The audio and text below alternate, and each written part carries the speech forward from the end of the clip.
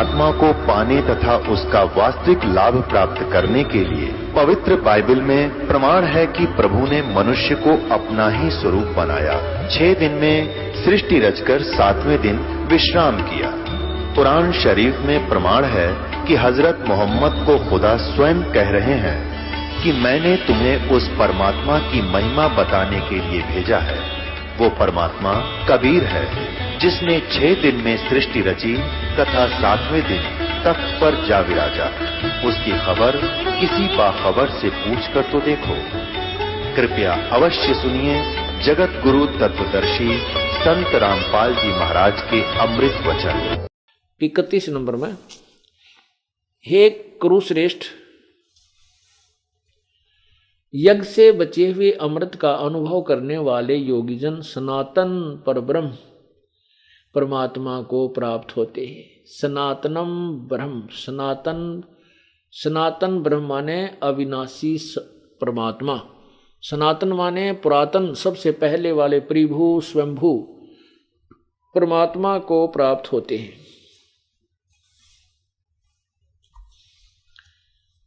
तो यह मनुष्य लोक भी सुखदायक नहीं है, परलोक कैसे हो सकता है। फिर देखिए 31 नंबर में क्या लिखा है इन्होंने। एक कुरुश्रेष्ठ अर्जुन, यज्ञ से बचे हुए अमृत का अनुभव करने वाले योगीजन यानी साधक सनातन परब्रह्म को प्राप्त होते हैं, और यज्ञ न करने वाले जो साधना नहीं करते, भक्ति नहीं करते, वो तो इस लोक में सुखी होना, परलोक कैसे प्राप्त होगा ये देखना। यज्ञ न करने वाले पुरुष के लिए तो यह मनुष्य लोक भी सुखदायक नहीं है, तो फिर परलोक कैसे हो सकता है। अब आगे देखो 32 में क्लियर कर दिया। इसमें कहा है कि इस प्रकार और भी, और नहीं है ये, और शब्द नहीं, इस प्रकार बहुत तरह के यज्ञ, इस प्रकार के बहुत तरह के यज्ञ वेद की वाणी, यहां लिखा है ना वेद की वाणी लिख दिया, नहीं, यह है ब्रह्मणे मुखे। ब्रह्मणे माने सच्चिदानंद घन परमात्मा के, मुखे माने मुख्य ज्ञान में, मुख्य वाणी में यानी तत्व ज्ञान में, और पूर्ण परमात्मा के ही मुखारविंद से, इसका ये अर्थ बनता है। विस्तार से कहे गए हैं और उन सब को तू मन इंद्रियों और कर्म जान, यानी कर्म करने से ही होने वाले जान, यानी जो साधना करेंगे मन इंद्रिय और शारीरिक क्रिया द्वारा संपन्न होने वाले जान। इस प्रकार तत्व से जानकर उनके अनुष्ठान द्वारा तो कर्म बंधन से सर्वथा मुक्त हो जाएगा। उस तत्व ज्ञान को, जो कौन से को, जो ब्रह्मणे मुखे। अब यहां देखो, अब आपको दिखाता हूं ब्रह्मणे का क्या अर्थ होता है। अध्याय नंबर 17 का मंत्र नंबर 23 देखो। ये अध्याय नंबर 17 और यहां देखो 23, इसका मंत्र है 23। ये लिखा है ओम तत्सत इति निर्देश है ब्रह्मणे। ब्रह्मणे माने पूर्ण परमात्मा, सच्चिदानंद घन परमात्मा, इसका अर्थ दिखाता हूं। त्रिविध है, समर्थ है। उसको इस सच्चिदानंद घन ब्रह्म का के स्मरण का, प्राप्ति का ओम तत्सत, यह इसी एक तीन प्रकार से सिमरण करने का ये मंत्र का निर्देश है। ब्राह्मणा तेन वेदा च यज्ञा च विहिता पुरा। ओम तत्सत, ऐसे यह 3 प्रकार का ब्रह्मणे का अर्थ देखना हमने। ब्रह्मणे मन सच्चिदानंद घन ब्रह्म का नाम कहा है। ये क्योंकि इस परमात्मा की प्राप्ति के लिए और इसी के द्वारा इस भगवान ने ही खुद वो वेद तत्व ज्ञान कहा है, उसके विषय में यहां लिखा है। ब्रह्मणे का अर्थ देखना सच्चिदानंद घन ब्रह्म, यानी सच्चिदानंद घन परमात्मा, ब्रह्म माने परमात्मा। इस 32 में अब देखिए चौथे अध्याय के 32वें श्लोक का हम अनुवाद स्वयं करें। ये ठीक है। इस प्रकार ये एवं इन्होंने यहाँ इसी प्रकार बहुत प्रकार के, जैसे ये साधना तुम ये योगीजन करते हैं, ऐसे ही इसी प्रकार के बहुत निर्णायक ज्ञान उस तत्व ज्ञान के अंदर पूर्ण परमात्मा के मुख से, सच्चिदानंद घन परमात्मा के मुख से, मुख्य ज्ञान में उन्हीं के मुखारविंद से जो बोला गया है, उस तत्व ज्ञान सवसम वेद तत्व ज्ञान में बहुत विस्तार से कहे गए हैं।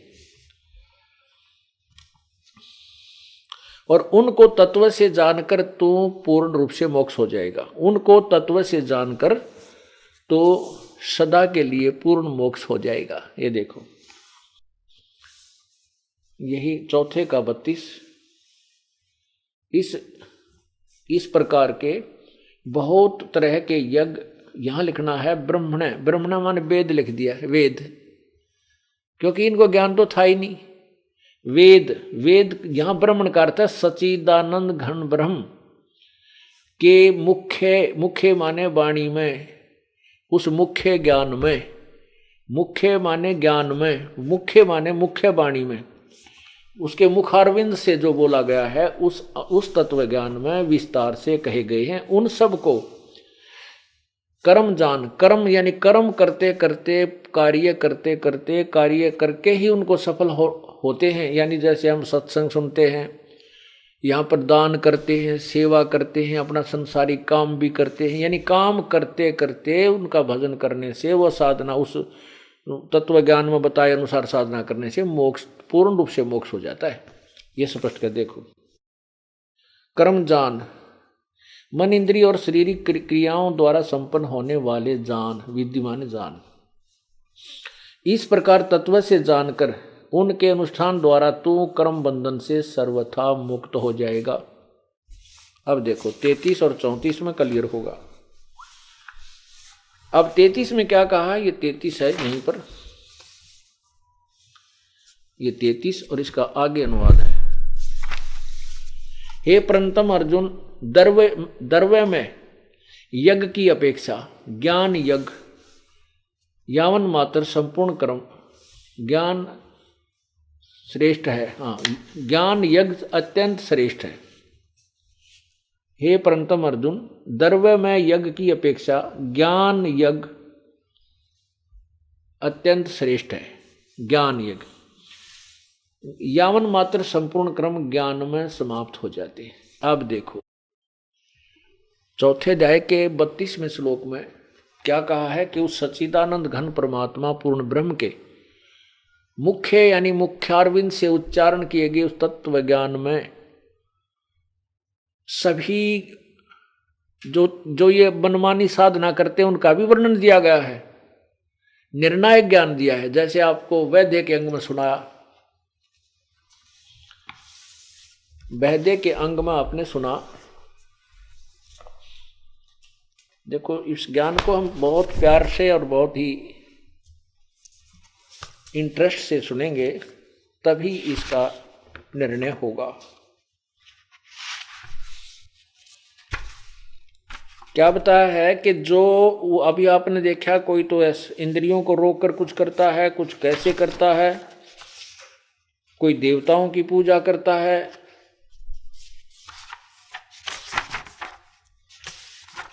कहते हैं उस तत्व ज्ञान में सवसम वेद में वो भी वर्णन कर रखा है कि ये इसके करने से ऐसा लाभ नहीं है, ऐसा करने से इसका ये लाभ है, ये व्यर्थ है। क्या बताया है? सट दर्शन सट भेष कहावे, बहुविध धूंधू धार मचावे। सट दर्शनीय संत हैं, गिरी पुरी वैष्णव उग्घड़ और ये कितने प्रकार के, कहते हैं ये सभी भक्ति में तो डूंडा ठाए दिखे कि भी तोड़ पाड़ रहे हैं। कोई तो खड़ा होकर तप है, कोई धूने ला रहा है, कोई माला घाल रहा है, कोई नंगा फिरे है, सर्दियों में भी बाहर बैठा रहा पशु की तरह, कोई किसी प्रकार। कहते ये धून धून धार यानी कति कमाल करते दिखे, डूंडा ठाए दिखे, बड़ी भक्ति कर रहे हैं। लेकिन ये साधना तत्व ज्ञान के शास्त्र विरुद्ध होने से, तत्व ज्ञान में तत्व ज्ञान वाली साधना ना होने से ये व्यर्थ है। तो इसमें यही बता रहा है क्या कि जो कोई कुछ देवताओं ने पूजा है, कोई कैसा करता है, वो भी ज्ञान उस तत्व वेद के अंदर परमात्मा ने वर्णन दिया है कि उनके विषय में भी जानकारी दी है, तो उस तत्व ज्ञान को समझ। ये देखो पहले इस 33 में इस चौथे अध्याय का गीता जी अध्याय नंबर 4 कि अब हम ये 33 आपने पढ़ लिया, अब 34 देखें क्या कहा 33 में कि हे परंतम अर्जुन, द्रव्य में यज्ञ की अपेक्षा ज्ञान यज्ञ अत्यंत श्रेष्ठ है। इसका अर्थ क्या बनता है कि परमात्मा ये गीता ज्ञान दाता ये कहना चाहता है, जैसे आप भंडारे कर देते हो, दान दे देते हो कि 10 लाख दे दिए, कि तक कुछ दे, कहते ये ज्ञान ये जो द्रव्य से तो आप यज्ञ कर रहे हो, धन से, इसकी अपेक्षा तुम ज्ञान ग्रहण करो। और ज्ञान जब आपको हो जाएगा फिर आपके सभी यज्ञ समाप्त हो जाएंगे जो तुम गलत कर रहे हो। फिर आप फूंक फूंक के कदम रखोगे, यथा स्थान पर दान करोगे। कुपात्र को किया हुआ दान व्यर्थ होता है। तो उसके लिए क्या बताया है कि अब देखो, जैसे ये ज्ञान बताया ना, इसका 32 से संपर्क है 34वें अध्याय का, गीता अध्याय नंबर 4, इसका ये 32 का संपर्क 34 से है सीधा। इस प्रकार बहुत तरह के यज्ञ वेद की वाणी नहीं है, ये ब्रह्मण्य मुखे उस पूर्ण सच्चिदानंद घन परमात्मा की के मुखारविंद से उच्चारण किए गए उस तत्व ज्ञान रूपी मुख्य ज्ञान में विस्तार से कहे गए हैं। उन सब को तू कर्म इंद्रिय और शारीरिक क्रियाओं द्वारा संपन्न होने वाले जान। इस प्रकार तत्व से जानकर उनके अनुष्ठान द्वारा ही तू कर्म बंधन से सर्वथा मुक्त हो जाएगा। आगे देखो, अब 34 में आ जाओ सीधा। इसमें क्या कहा है, उस ज्ञान को तू उस ज्ञान को तू तत्वदर्शी ज्ञानियों के पास जाकर समझ, उनको भली भांति दंडवत प्रणाम करने से, उनकी सेवा करने से और कपट छोड़कर सरलता पूर्वक प्रसन्न करने से वे परमात्म तत्व को भली भांति जानने वाले ज्ञानी महात्मा तुझे तत्व ज्ञान का उपदेश करेंगे। अब इसका क्या अर्थ बना, स्पष्ट हो गया कि उस तत्व ज्ञान को जो पूर्ण परमात्मा ने अपने मुखारविंद से बोला है, उसके लिए तू तत्व ज्ञानियों के पास जा। गीता ज्ञान दाता कहता है मैं उस ज्ञान को बताने में असमर्थ हूं। इससे यह भी सिद्ध हुआ कि गीता जी का ज्ञान कंप्लीट नहीं है लेकिन गलत नहीं।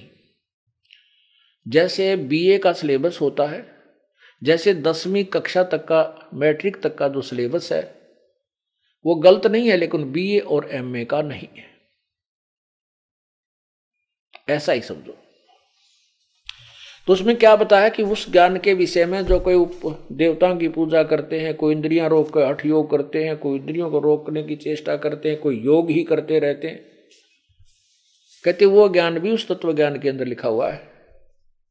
वो ठीक है या गलत है, उसको सुनिए। सट दर्शन सट भेष कहावे, बहुविध दूंदू धार मचावे, तीर्थ व्रत करें तर बीता, वो वेद पुराण पढ़त है गीता, ये भी बैदा है बैदे से भेद अलैदा, यो भी बैदा। बैदा मीन यूजलेस, जिसका कोई लाभ नहीं है। क्या क्या, सट दर्शन सट भेद भेष कहावे, बहुविध दूंदू धार मचावे। ओह, ना जाने कितने प्रकार से साधना करते दिखे, भिन्न भिन्न प्रकार से, और डूंडा ठा रखा है। हो बड़े महापुरुष हैं। अब जैसे कोई व्रत रखता है, कहते हैं वो केवल दूध पीता है, इसने 10 वर्ष हो गए कुछ नहीं खाता पीता, दूध पीता है। कुछ ऐसे हैं कि ये 10 वर्ष से खड़ा हुआ तप कर रहा है, पैर सूज गए हैं, कीड़े पड़ जाते हैं, ये प्रवाह नहीं करता है। अब हमने तो इसे देखे देवता वही कमाल कर रहे, हद कर दी, न तो तोड़ पाट दिया। हमारे तक कद्दे भी ना हो इसी साधना, ना घर छूटा ना ये फिर आगे इतना बूंदी कठिन, इतना कठिन काम बन सकता। कोई 5 दूने ला के इसे बूढ़े जेठ के महीने में बैठ जाए बीच में, भाई मारब तो नहीं बैठा जा, पर उनकी महिमा गाए बिना हम रह नहीं सकते, भाई कमाल की बात है। तो परमात्मा कहते हैं 60 दर्शन 60 भेख कहाँ है, भेख माने पंथ, और बहुविध धूं धूं धार मचावे ढूंढा ठारे हैं। क्या क्या करते हैं, तीर्थ व्रत करें तर बीता, वेद पुराण ये पढ़ते हैं गीता। अब वेद तो पढ़ते तो हैं और गीता भी पढ़ते हैं, लेकिन वेद और गीता में कंप्लीट ज्ञान तक होना और उसके अनुसार साधना करने से मोक्ष नहीं हो सकता, जन्म मृत्यु छूट नहीं सकती, किया हुआ कर्म ही भोग मिलेगा, पुण्य और पाप दोनों ही मिलेंगे। फिर क्या बताते हैं, चार संप्रदा 52 दवारे, जिन्हों नहीं निज नाम बेचारे। ओए होए, माला घाल हुए हैं मुक्ता, सटदल उवा बाई बकदा। क्या बता रहे हैं परमात्मा, 4 संप्रदा 52 दवारे, जिन्हों नहीं निज नाम बेचारे। कहती हैं 4 संप्रदाय बना रखी इन्होंने, और इन 52 प्रकार के इनके अलग अलग भिन्न भिन्न द्वार बनाए जाते हैं संप्रदाय के आधार पर। परमात्मा कह रहे हैं कि उन्होंने निज नाम पर विचार नहीं किया, उनको वास्तविक मंत्र का प्राप्त नहीं वास्तविक मंत्र प्राप्त नहीं हुआ, जो गीता जी के अध्याय नंबर 17 के मंत्र 23 में स्पष्ट किया है, ओम तत् सत इति निर्देश ब्रह्मण, इति निर्देश है ब्रह्मण त्रिविध समर्थ है। उस पूर्ण परमात्मा सच्चिदानंद घन परमात्मा की प्राप्ति के लिए, उस सच्चिदानंद घन परमात्मा की प्राप्ति के लिए ओम तत्सत इस 3 मंत्र के जाप का, जिसको 3 प्रकार से त्रिविधि 3 प्रकार से जाप किया जाता है, और यही उसके स्मरण का मंत्र कहा जाता है। ब्राह्मण का अर्थ होता है तत्वज्ञानी। अब क्योंकि ब्राह्मण नकली गणे हो गए, जैसे नकली गुरु कहो चाहे ब्राह्मण कहो, इसलिए अब ब्राह्मणों, क्योंकि अब जो ब्राह्मण की के उपाधि पाकर, पंडित की उपाधि पाकर सारी बकवाद घटता है, तो ब्राह्मण नहीं है, बेशक फीत लाग रही है। जैसे कोई गुरु लोग हैं, गुरुआ गाम बिगाड़े संतो गुरुआ गाम बिगाड़े, ऐसे कर्म जीव कला दिए ईब जड़ा नहीं जाड़े, तो वह गुरु नहीं है। अब क्या लिखा कि प्रारंभ के अंदर ब्राह्मणा जो विद्वान पुरुष तत्व ज्ञान दर्शी जो होते थे, वो उसी तत्व ज्ञान के आधार से साधना करते थे, अन्यथा डले ढोया करते, लेकिन वो जो परमात्मा आते हैं चारों युगों में, फिर वो समझाते हैं, तो ब्राह्मण वही होगा जो इस मार्ग को ग्रहण कर लेगा। तो अपनी यज्ञ क्रियाएं उसी ज्ञान के आधार से करते थे। तो यहां क्या बताते हैं, 4 संप्रदा 52 द्वारे, जिन्हों नहीं निज नाम बेचारे। गीता जी अध्याय नंबर 8 के मंत्र 13 में स्पष्ट किया है, गीता ज्ञानदाता ब्रह्म कह रहा है कि मेरा तो केवल एक ओम मंत्र है। देखिएगा गीता जी अध्याय नंबर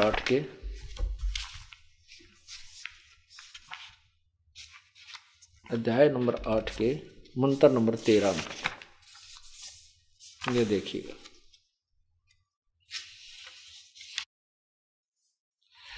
ये 12 और 13 का इसमें इकट्ठा ही अनुवाद किया है अनुवादक ने। तो हम 13 को लेते हैं। ये देखो यहां से, ओम इति एक अक्षरम ब्रह्म व्यवहारन माम अनुसमरण, यह प्रयाति तजंदेहम स याति परमाम गतिम। ओम इति एक अक्षरम, गीता ज्ञानदाता कहता है कि माम ब्रह्म, मुझ ब्रह्म का, ओम इति, ओम ही यह एक, ओम ही एक अक्षर, ये ओम एक अक्षर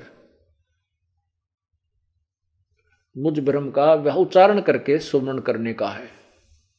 यो केवल ओम मंत्र है। ये ओम क्यों है? क्योंकि इसको लिख कर देखो आप, एक अक्षर क्यों कहा कि इसको लिखेंगे तो ऐसे लिखा जाएगा,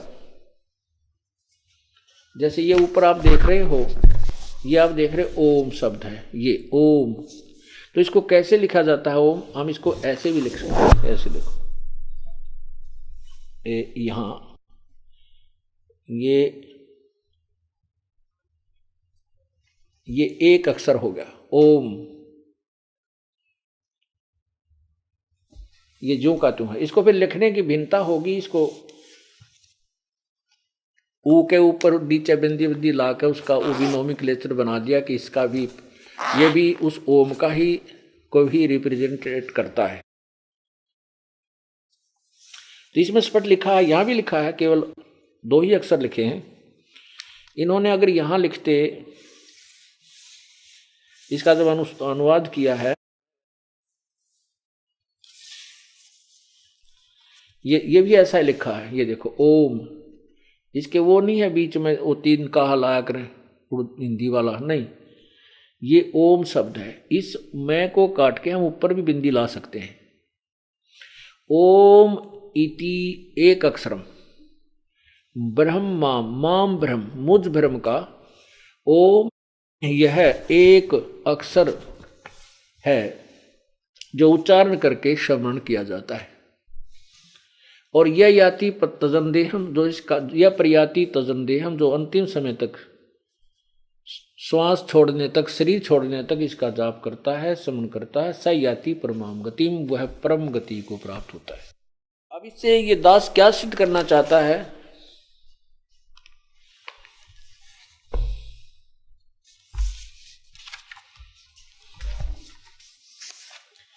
ये सिद्ध करना चाहता है कि परमात्मा के सवसम वेद में जो ज्ञान लिखा है वो कितना निर्णायक है।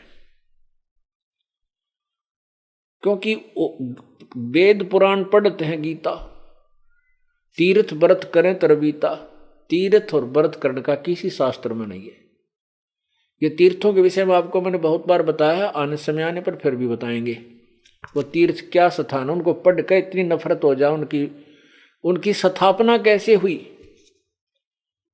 और तेरा एक सरस्वती तीर्थ है, वो उसके विषय में बताया, विष्णु पुराण में लिखा है कि एक ब्रह्मा जी की लड़की सरस्वती अपने पिता के दरबार में बैठी थी, वह नाच गाने हो रहे थे, और एक पुरुरा नामक राजा भी सिद्धि युक्त था, वो उस ब्रह्मा की सभा में चला गया।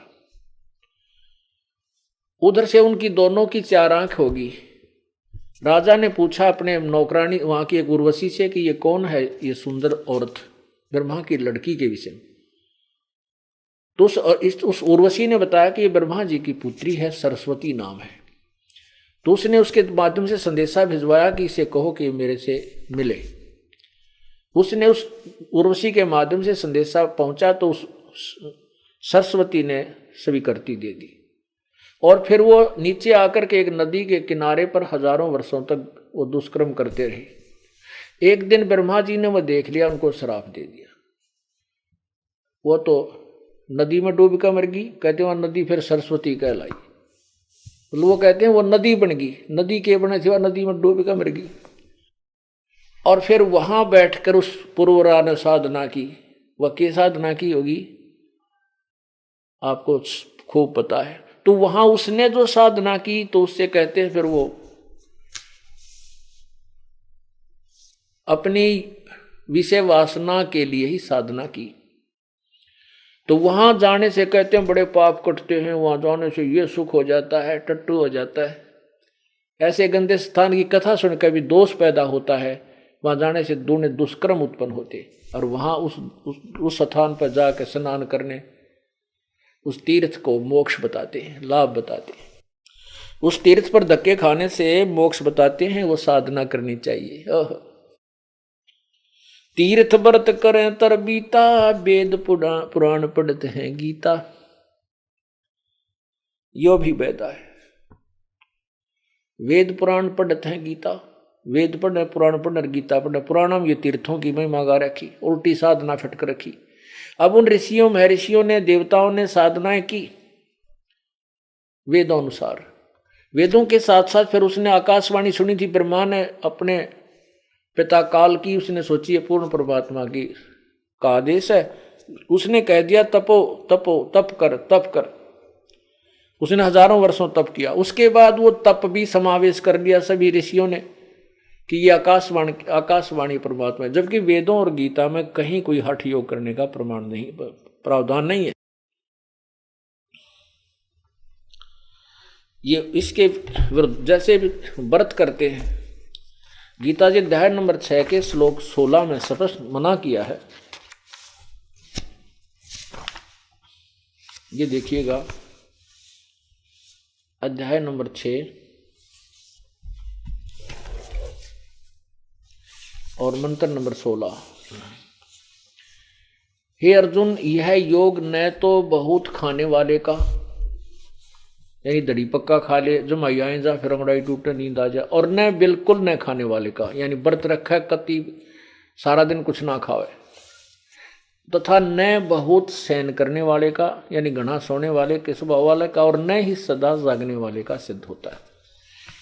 तो इससे सिद्ध होता है कि व्रत फिर ये लाए कहां तक, मनमुखी मनमाना आचरण है, ये नहीं करना चाहिए हमें। एक बहन ने बताया जो हमारे यहाँ उपदेशी है, पहले वो वैसे ही जैसे हमारे जैसी डले डोया करती, उसने बताया कि जी मेरा 2 कन्या थी, 2 कन्याओं के बाद मुझे परमात्मा ने मेहर बख्शी, अल्ट्रासाउंड कराया, पता चला कि लड़का है। मैं बहुत खुशी हुई। मैं पहले 2 व्रत रखा करती महीने में, हफ्ते में, तब मैंने 4 व्रत शुरू कर दिए। मेरा बेटा बड़ा अच्छा संस्कारी होगा, बड़ा अच्छा होगा, बड़ा पुण्यात्मा होगा। तो उससे क्या हुआ कि जब मेरे लड़के ने जन्म लिया, वो मेंटल हो गया। वो कति उसके दिमाग नहीं था, ऐसे ऐसे करा पड़ा रहता था। डॉक्टर ने बताया कि इसको गर्भ में पूर्ण आहार नहीं मिला, इस कारण से इसके अंग विकसित नहीं हुए। तब रोई माथे माथ मार के वो लड़का मर गया। साल 6 महीने 2 महीने 4 महीने 6 महीने बाद मृत्यु होगी। उसके बाद उसने व्रत करने छोड़ दिए, अपचक ली, कहती सभी साधना त्याग दी। फिर ऐसे हमारे कोई बहन या भाई उनसे मिले जा करके, हमारा बच्चा भक्ति का भक्त, उनको समझाया, उस बेटी को, उसके पति को। वो फिर हमारे पास आई, करौथा आश्रम में, उसने उपदेश लिया। 10वें महीने मालिक ने वो छोरा दे दिया, लड़का दे दिया। इतना अच्छा लड़का, वो आते हैं लेकर पूरा परिवार, और आंखें में पानी भर भर कर रोती है वह बेटी कि बहुत बुकार रखे थे हम। मैं बहुत धार्मिक थी, बचपन से साधना करती थी, और उसका परिणाम मुझे ये हुआ। अगर वो मेरा बेटा ना मरता और वो ठीक ठाक हो जाता तो मैं और नरक में जाती, उस साधना को नहीं छोड़ती। ठीक है, उस पुत्र ने मुझे ठीक दिशा दे दी। मैं यही सोचती हूँ, परमात्मा मेरी आंख खुल गई। तो पुण्यात्मा, ऐसे मनमुखी साधनाएं करने से हम हानि उठाते हैं, लाभ नहीं।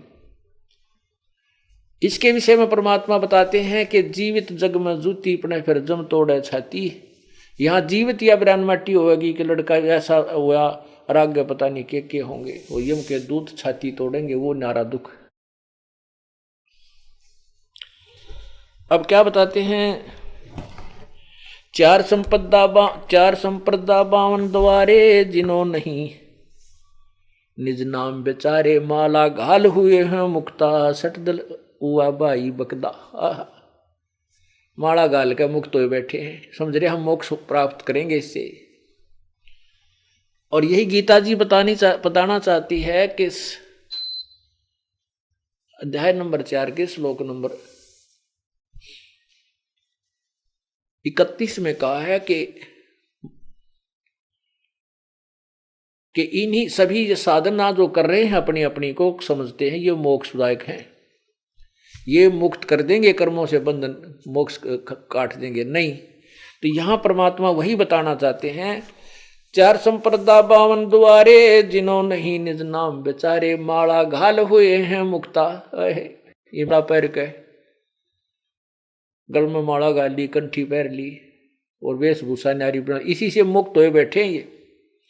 सटदल उआ बाई बकदा, सटदल ये जितने भी संत हैं, नागा, विष्णु, ये जितने गिरी पुरी, ओ घोड़, गोरी, जंगम सेवड़े कहती है सब उआ बाई बकदे, इनके पास कोई ज्ञान नहीं है, शास्त्र वाला ज्ञान, तत्व ज्ञान नहीं है। बैरागी बैराग न जाने, बिन सतगुर नहीं चोट निशाने। ओए होए। अब जैसे सतगुरु शब्द इसलिए कहा जाता है क्योंकि गुरु जो है ये नकली हो गए और इनको पुण्यात्माएं परम संत मान बैठे हैं, इनको गुरु मान बैठे। अब ये गुरु नहीं है, फिर इनको इसलिए कहना पड़ जाता है जैसे कोई गीता कहता पाठ कर ले, गीता में ऐसा लिखा है, वैसे तो उनको ज्ञान है नहीं, फिर भी ये गुरु पदवी प्राप्त हो गए। इन्होंने इनको ये कहना कि गुरु नहीं है तो कोई भी बात नहीं सुने हमारी। इसलिए परमात्मा ने कहा कि जो सच्चा ज्ञान दे वो उस सतगुरु से। यदि ये नकली गुरु ना होते तो गुरु ही शब्द बहुता, सतगुरु कहने की जरूरत है नहीं। उसका वो सतगुरु आना ही नहीं चाहिए था, ये शब्द नहीं चाहिए था, आवश्यकता ही नहीं थी इसकी। सतगुरु इसलिए कहना पड़ा कि ये नकली गुरु हैं और ये गुरु ये लोकवेद के आधार पर गुरु पक्के हो रहे हैं। अब इसलिए बताना पड़ा कि बिन सतगुरु नहीं चोट निशाने। सतगुरु माने सतगुरु जो तत्वदर्शी संत को सतगुरु कहते हैं। बैरागी बैराग न जाने, बिन सतगुरु नहीं चोट निशाने। 12 बाट बिलोरी, 12 बाट बेटम बिलोरी, सठ दर्शन में भक्ति ठगोरी। ये 12 बाट हैं, ये बेटम माने ये पाखंडी, ये बिल्कुल 12 बाट हो जाएंगी। और इस सठ दर्शन में भक्ति ठगोरी, ठगी की भक्ति है, झूठी कपट की भक्ति है, ये यथार्थ साधना नहीं है। और बिना सतगुरु के चोट निशाने पर नहीं लग सकती। परम संत के बिना ये तत्व ज्ञान प्राप्त नहीं हो सकता जिससे मोक्ष हो सकता है। ये चोट निशाना करना यथार्थ ज्ञान तत्वदर्शी संत के बिना नहीं मिल सकता, वो सही साधना प्राप्त नहीं हो सकती।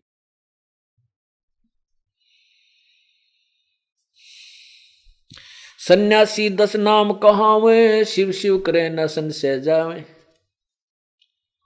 निर्वाणी नी कच्छ निसारा, भूल गए हैं ब्रह्म द्वारा। ये ब्रह्म तक भी नहीं पहुंच पाते। 10 नामी साधु कौन से हैं? 10 नियम बना रखे उन्होंने। 10 नियम ये बना रखे हैं, भाई कंठी होनी चाहिए, माला होनी चाहिए, ऐसा होना चाहिए, ऐसा कपड़ा होना चाहिए, ऐसा खाना चाहिए, ऐसा सोना चाहिए, इसी में जगना चाहिए, इसी में सोना चाहिए। ये नहीं, इनको 10 ना अरियन ना कर रटना लगाना चाहिए, ये रोज जाप करो। परमात्मा कहते हैं 10 नाम, सन्यासी 10 नाम कहावे और शिव जी के उपासक हैं ये। शिव शिव करे न संशय जावे। निर्वाणी ने कच्छ निसारा, भूल गए हैं ब्रह्म द्वारा, ये भी वैदा है।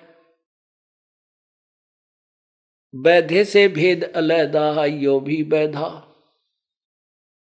सुन सन्यासी कुल क्रमनासी, बगवे प्योंदी भूले धोंदी। छल छिद्र की भक्ति ना कीजय, आगे जवाब कहो क्या दीजिए। सुन सन्यासी कुल क्रमनासी और भंग में प्योंदी भूले धोंदी। जैसे संत की प्योंद चढ़ा ली, लाल कपड़े पहन लिए या प्योंद चढ़ा ली, और वास्तविक ज्ञान से ये दूर हैं, बहुत दूर है। छल छिद्र की भक्ति ना कीजिए, आगे जवाब कहो क्या दीजिए। अन्य कैसी साधना करते हैं? कुछ ऐसी साधना करते हैं, भरम करम भैरव को पूजें, सत शब्द नहीं साहेब सूझें। माला मुक्ति कक्कड़ हुक्ति, बाणा भोड़ी भांग भसोड़ी। बाना गौड़ी भांग बसोड़ी, यो भी वैदा है, वैदे से भेद अलैदा, यो भी वैदा है। ये दंडी सन्यासी, ये भी 60 दर्शनिया में आते हैं, ये 60 दर्शनों में आते हैं, और ये शिव के ही उपासक या विष्णु के उपासक होते हैं। 60 दर्शनियों में शिव उपासक भी होते हैं। तो ये कहते हैं भांग पीवें और उखटी पीवें, तमाकू, जति जलाली पद बिन खाली, नाम न रत्ता घोरी घत्ता। मंडी बसंता ओढ़े कंथा, बन फल खावे नगर न जावे, यो भी बैदा है। जंगम जैनी फोकट फैनी, नाम न चीना गुरु गुण हीना, यो भी बैदा है। अब क्या बताते हैं कि जंगम जैनी फोकट फैनी, ये जैनी है, जंगम शेवड़े जितने भी साधन ये फोकट हैं। फनी माने विनाशक, नाशदायक इनकी साधना है, ये जीवन नष्ट करने वाली। फैनी माने जीवन नष्ट करने वाले, लोग दिखावा करने वाले। आपने महावीर जैन जी की साधना का परिणाम देखा होगा, बहुत बार हमने सुनाया। उस महापुरुष ने कितने कष्ट उठाए। 30 करोड़ बार गधा बना, 60 करोड़ बार गधा बना, 30 करोड़ बार कुत्ता, ओहो 20 करोड़ बार हाथी, 20 करोड़ बार बिल्ली, लाख कितने बार जो है ना वैश्या बना, गर्भपात में मरण होया, और केवल 80 लाख बार देवता बना। तो यह विरानमाटी हुई जीव की।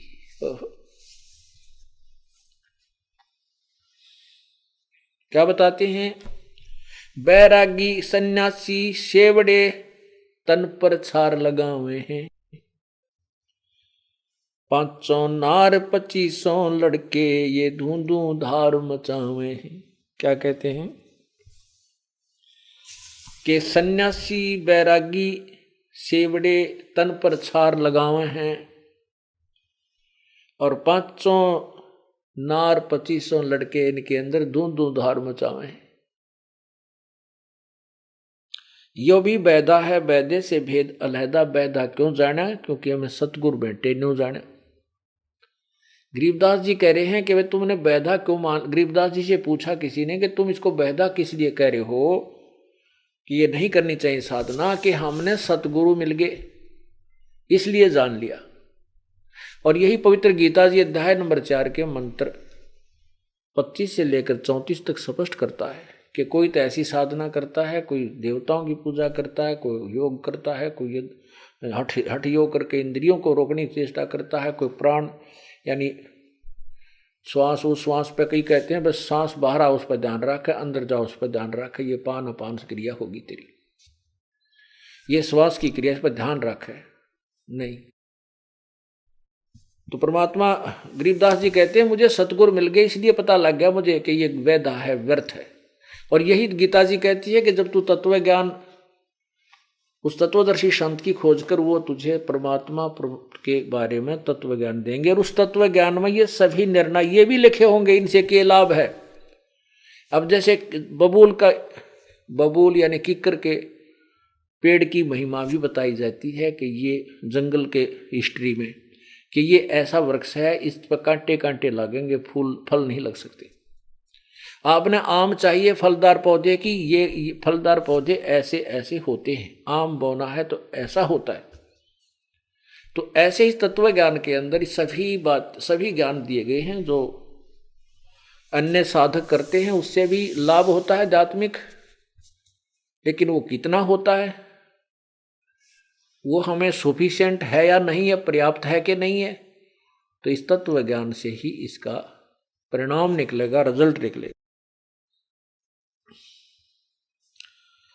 कंठी माला और मृगछाला ये सिर पे जटा रखावे हैं, ढालक ताल झांझरी पीटे फिर ताना रे रे गावे हैं। कहते ये कोई भगवान भक्ति का मार्ग है।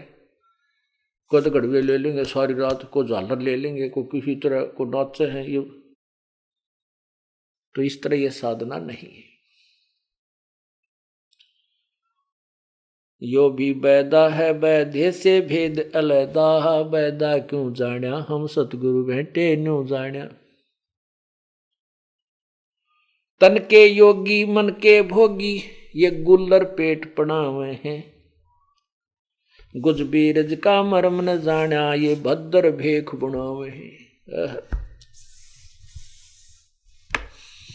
अब शरीर पे तो इन्होंने योगी यानी पर भगत जैसे लक्षण बना रखे हैं, लेकिन अंदर तो योगी को ना। परमात्मा कहते हैं एक नारी त्याग दीनी 5 नारी गैल वे, पाया ना द्वारा मुक्ति का सुख देव करी बहु सैल वे। घर त्याग दिया, बैरागी बन गए, विरक्त हो गए, सन्यासी बन गए, कर्म सन्यासी हो गए, गांव छोड़ घर छोड़ दिया, एक औरत छोड़ दी। परमात्मा कहते हैं कि तू नारी को घर को इसलिए त्यागता है कि तेरी भक्ति में बाधक बनेगी। अरे तू 5 नारी साथ लिए फिरता है, काम क्रोध मोह लोभ अहंकार, और ये 5 विकार शब्द सप्रस रूप रसगंध, इन त्याग बेटा जब मोक्ष होगा। और ये तुम्हारी साधना से तो लाख करोड़ जन्म भी ना खत्म हो सकते। भगवान शिव जी के बारे में कल आपको प्रमाण दिया था, 88,000 वर्ष तक अपने एक काम, सबसे दुर्बल शत्रु है ये कामदेव, यानी वासना, जो सेक्स जिसे कहते, इसको समाप्त करने के लिए 88,000 वर्ष तक भगवान शिव जी ने तप की साधना की थी, और ये मान लिया था कि मैं इससे मुक्त हो गया। कुछ दिनों के बाद भगवान विष्णु के पास गया, काल ने प्रेरणा कर दी कि भी विष्णु जी से ये पूछूं कि उसने जब मोहिनी रूप बनाकर राक्षसों को धोखा दिया था वो कितने सुंदर लग रहे होंगे। मैं नहीं देख पाया था क्योंकि मैंने विष पान कर लिया था, जिससे मुझे घंगेला हो गया था, चक्कर हो गया था सिर में। इसी उद्देश्य से विष्णु जी के पास गए। विष्णु जी ने उसको वो ड्रामा दिखाया अपना करके।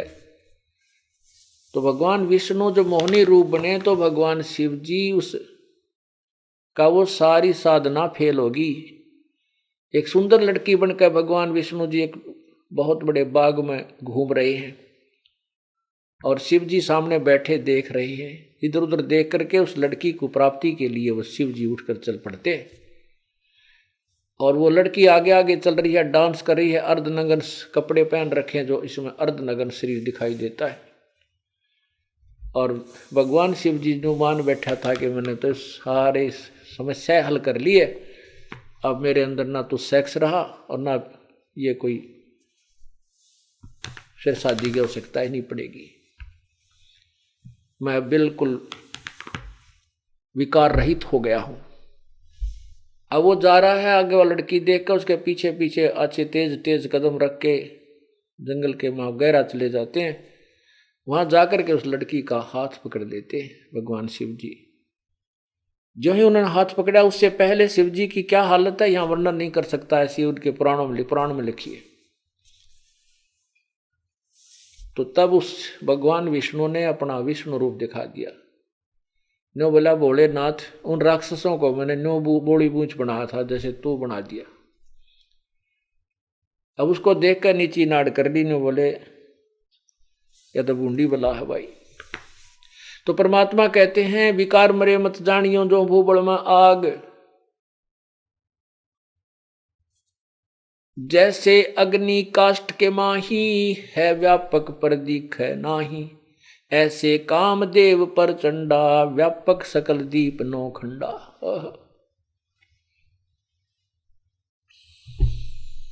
तो यहां यही बताना चाहते हैं कि सन्यासी बैरागी सन्यासी सेवड़े तन पर छार लगावे हैं और 500 नार 2500 लड़के धूंधार मचावे हैं। फिर क्या बताते हैं भाई, करवा और कोपीन लिए जो बनखंड गुफा बनावे हैं, खुदा कुत्ती घट में दूती, फिर गृह द्वारे आवे हैं। देखे कहते मन के मारे बन गए, बन तज बस्ती माही, कह कबीर मैं क्या करूं ये मन तो माने नाही। इस मन को मनाने की फिर विधि भी बताई है परमात्मा ने। तो यहां क्या बताते हैं कि जैसे घर त्याग दिया, वन में चले गए, वहां जाकर मान लिया आप वन में चले भी गए तो सारा साज बाज जोड़ना पड़ेगा, गर्मी सर्दी से बचने के लिए, बरसात से बचने के लिए, ओलात बचने के लिए झोंपड़ी गालनी पड़ेगी। और कपड़े भी चाहिएंगे, रजाई भी चाहिएगी, रोटी खाने का कोई साधन भी बनाना पड़ेगा, चाहे मांग के लाना पड़े, चाहे आप भिक्षा सूखी मिले तो बनाना पड़ेगा। ओए सांग फेर जोड़ दिया, बता इसमें क्या फर्क पड़ गया भाई। घर में विशेषकर ये हिम्मत मनुष्य ज्यादा करते हैं घर त्याग कर चले जाने की। परमात्मा ये बताना चाहते हैं, घर पे मान ले तेरा शादीशुदा है, तू रोटी बनी बनाई मिल रहा है, जो अपना दैनिक कार्य करो और परमात्मा का भजन भी साथ करो। तो यहां क्या बताना चाहते हैं, कुरुआ और कोपीन लिए जो बनखंड गुफा बना हुए हैं। एक तो तुम्बा ले लिया, लोटा, ये तुम्बा जो होता है ना उसमें उसने काट कर ऊपर तीसा बना ले, लोटा पकड़ने का भी इसी में से बन जाता है, उसमें पानी रखें। उसको करुआ भी, करुआ करमंडल भी बना लेते हैं, उसमें एक अच्छा प्रकार का बनाने लग गया अब तो। पहले विशेषकर वो तुम्बा सा बना काट कर उसमें पानी डाल लिया करते, यानी कति विरक्तता दिखाने की चेष्टा करते थे। और केवल शरीर पर एक कोपीन लेकर घरते तक कुछ नहीं लेकर जाते, केवल एक लंगोट बांध कर हाथ में करुआ ले लिया, साधु बन गया, जंगल में जाकर गुफा बना ली। फिर क्या बताते हैं, खुदा कुत्ती घट में दूती, फिर ग्रही दुआ रह जावे हैं। वह पेट खुदा माने भूख, क्षुधा, उसके कारण वो फिर गृहस्थी के आगे हाथ फैलाते फिरते, दियो माई दियो माई दियो माई कहते। ईब के हो गया भाई, इब ये गृहस्थ, ये घर अच्छा लगा तेने। खाखी और निर्वाणी नागा सिद्ध जमा चलावे हैं, रणसिंगे तुरही तुतकारा, ये गागड़ भांग घुटावे हैं। ओह, खाखी और निर्वाणी नागा सिद्ध जमा चलावे हैं, रणसिंगे और तुरही तुतकारा, गागड़ भांग घुटावे हैं। अब ये क्या करते, भांग क्यों पीने लगते हैं ये। अब आज ध्यान से भूखा रहना पड़ा जंगल में, और फिर कुछ दिन के बाद रह रह कर घर की याद भी सताती रहती है। एक बार डांडी पाक के निकल जाए ये, फिर उल्टे नहीं जानते कि थरी हंसी होगी। फिर ये कोई नशे की आड़ लेते हैं, कोई सुल्फा यानी यूं गांजा पी लग जाएगा, चरस जिसे कहते हैं अंग्रेजी में। और वो चरस ना मिलने का भी हो तो जंगल में रहे, वो भांग एक निरी जड़ी बूटी की तो पैदा हो जाती है। उस भांग ने घोट कर उसके पत्ता नर पानी में डालकर वो पी कर अपना पड़े रहे उड़े बेसुध हुए। ये वही है कौन, खाखी और निर्वाणी नागा सिद्ध जमा चलावे हैं, रणसिंगे तुरही तुतकारा, गागड़ भांग घुटावे हैं। यो भी बैदा है वैदे से भेद अलैदा, यो भी बैदा बैदा क्यों जाना, हम सतगुरु बैठे नो जाना।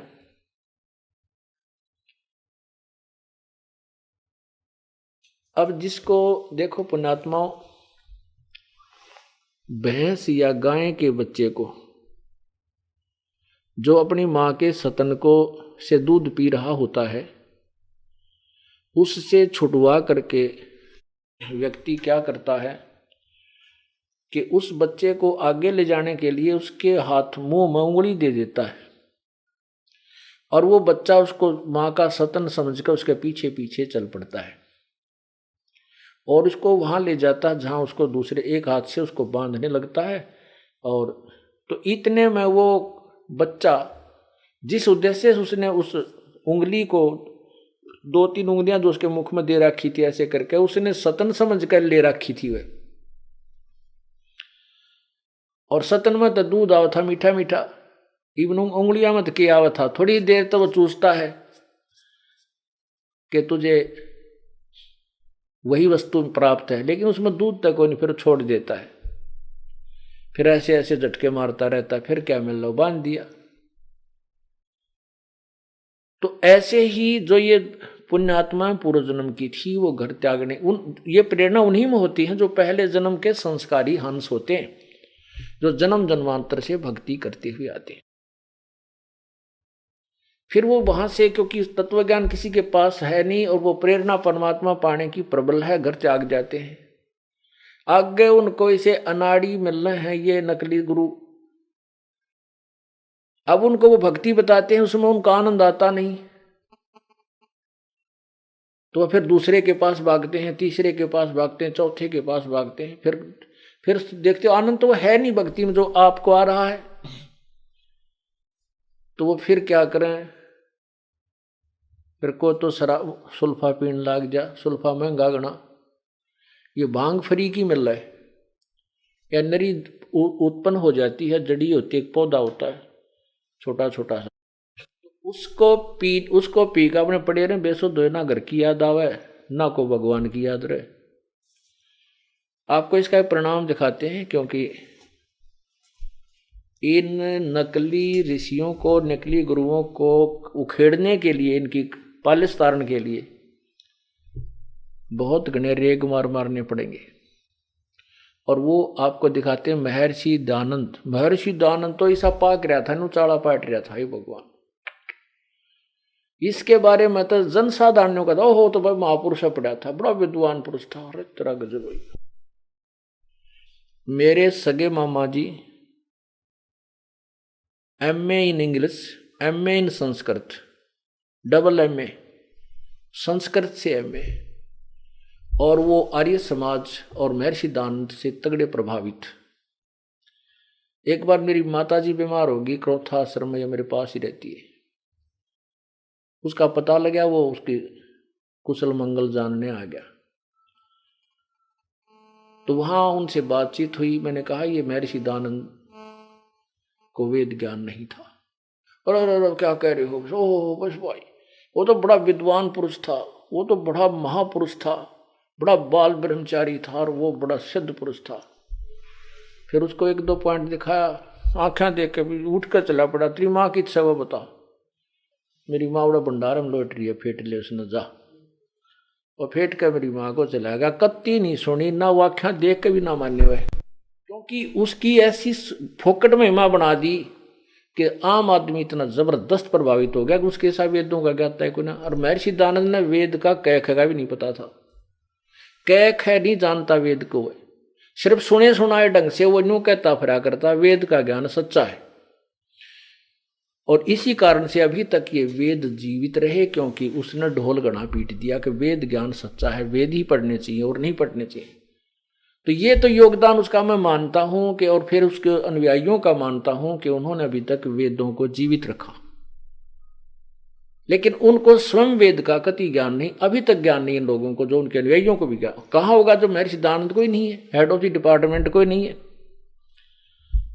अब ऋषि दानंद ये पूर्व जन्म का संस्कारी हंस होता है। ये परमात्मा के कभी ऐसे जो महान आत्मा होती, कभी ना कभी परमात्मा के शरण में जरूर रहे होते, और फिर उनका दुरुपयोग ये काल करता है, मिसयूज करता है।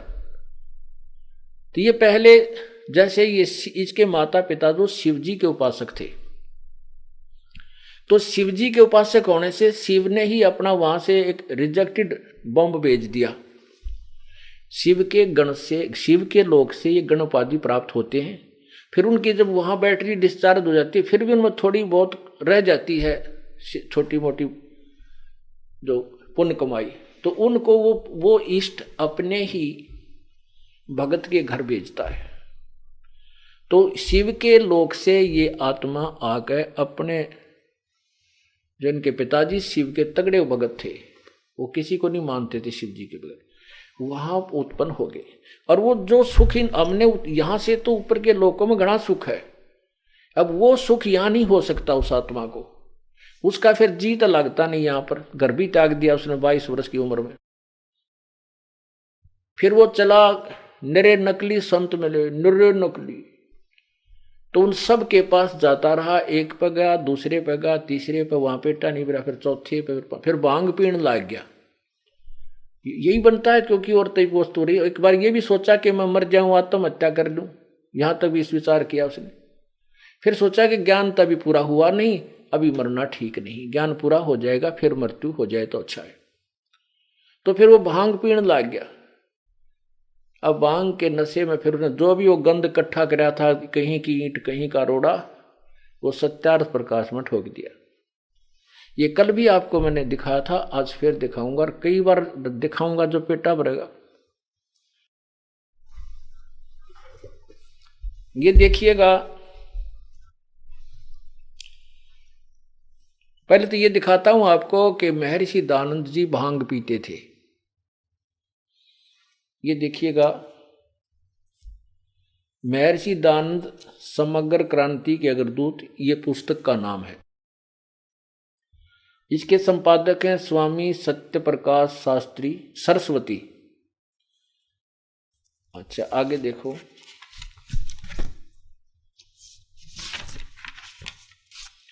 ये क्या है, महर्षि दयानंद जीवन व्रत और कर्तव्य, ये इसमें एक बुक अध्याय है।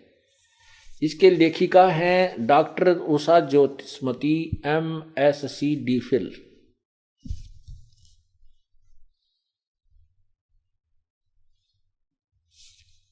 यहां देखिएगा कंप्लीट विवरण। संपादक हैं स्वामी सत्यप्रकाश सरस्वती, प्रकाशक हैं डॉक्टर कुमारी स्वाध्याय संस्थान विज्ञान परिषद भवन, महर्षि दयानंद मार्ग इलाहाबाद। और इसके मुद्रक यानी प्रेस, ये छपी कहां से है? मुद्रक है सरयू प्रसाद पांडेय नागरी प्रेस, आलोपी बाग इलाहाबाद। ये कौन सा अध्याय है वो आपको दिखाता हूं। ये देखिएगा, स्वामी दयानंद का सब लिखित जीवन व्रत, यानी स्वामी जी ने अपने कलम से लिखा है भूमिका। पूना के 15वें प्रवचन में ऋषि दयानंद ने अपना पूना पहुंचने तक के पूर्व चरित्र का विवरण किया। उसके लगभग 4 वर्ष पश्चात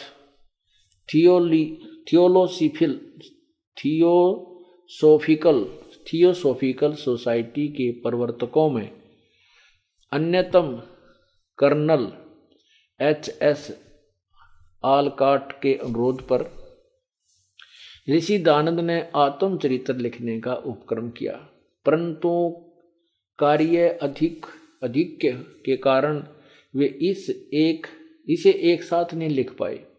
कुछ पृष्ठ लिखकर कर्नल आलकाट को भेजते रहे।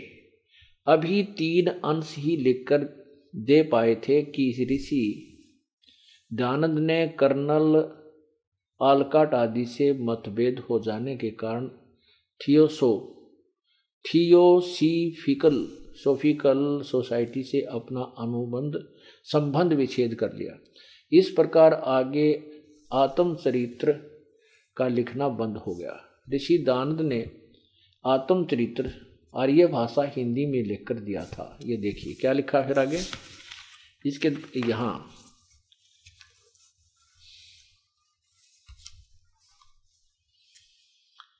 ये है प्रश्न नंबर 8 पे, जीवन व्रत और कर्तव्य। प्रथम लेख, मैं स्वामी दयानंद अपने हाथ से लिखकर पत्र भेज रहा है, जो कर्नल आलकाट के पास भेजा था वो पत्र की कॉपी है। दयानंद जी लिख रहे हैं, मैं स्वामी दयानंद। पहले तो अपने आप का श्री या स्वामी नहीं लिखा जाता, जो होश में होता है, बिना भांग पिए कोई लिखे तो ऐसे नहीं लिख सकता। अपने सामने कोई श्री या स्वामी नहीं लगाता।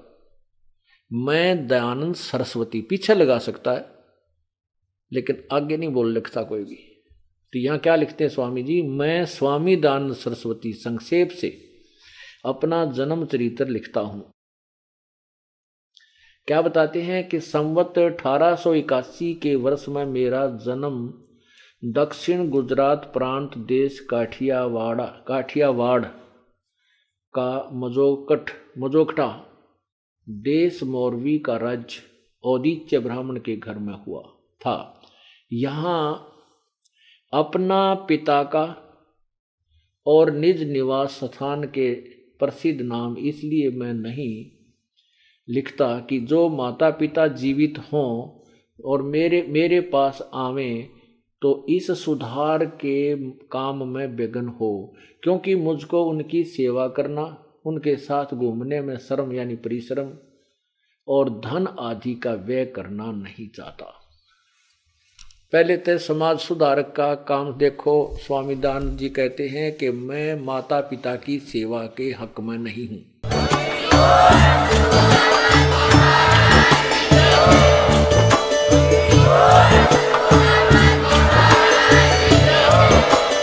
आप सुन रहे थे जगत गुरु तत्वदर्शी संत रामपाल जी महाराज जी के मंगल प्रवचन। अधिक जानकारी के लिए विजिट कीजिए हमारी वेबसाइट www.jagatgururampalji.org। संत रामपाल जी महाराज जी के शुभ आशीर्वाद से पूरे विश्व भर में 500 से भी ज्यादा नाम दीक्षा केंद्र हैं, जिन पर संत रामपाल जी महाराज जी द्वारा ऑनलाइन निशुल्क नाम दीक्षा दी जा रही है। अपने नजदीकी नाम दीक्षा केंद्र का पता करने के लिए संपर्क करें 8222880541।